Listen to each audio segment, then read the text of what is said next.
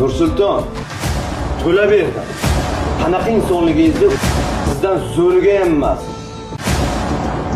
Dostойный mujik, erkak, face to face qilasizlar, bunaqa gaplarni gapirish sizga emas aka. Bu birinchidan. Nimaga desangiz, siz parod qilib bo'lgansiz. Siz xotiningizni hijobini yechtirib ko'chaga olib chiqib qo'ydim, mana avtosalonga qo'yib qo'ydim deb xotiningizni reklama qilib bo'lgan odamsiz aka. Ikkinchi masala. Endi chetda turib, asl haqiqatni bilmasdan man tarafga tuhmat toshini ayamay otganlarga ikki og'iz gapim bor. Nursulton, ko'chadagi erkaklarni temasiga uyda o'tirgan oilamda aralashtiribsiz. Haqiqiy erkaklar yaxshi biladi, ko'chadagi temaga uydagi ayolni aralashtirilmaydi. Bu ishingizdan keyin uka, qanaqa insonligingizni o'zingiz uchun bilib qo'ying uka. Siz bir Nursulton ekansiz uka. Sizdan zo'riga ham emas. Ko'chadagi ishlarimga meni oilamda aralashtirish.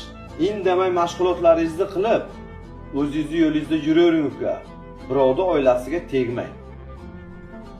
Men Mirzayev Rahmonali, Xudo rahmatli otam birovni og'ir kunidan foydalanib, vaziyatidan foydalanib, birovni yerga urib, o'zing cho'qqiga chiqib ol deb turib tarbiya bermagan menga otam.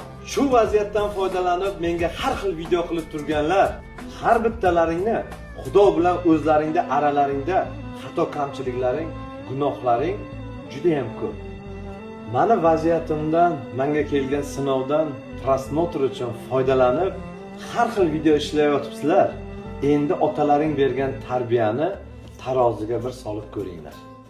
Men esa har bitta xato kamchiligimni Allohning oldiga o'zim javob beraman, bandasini oldiga emas.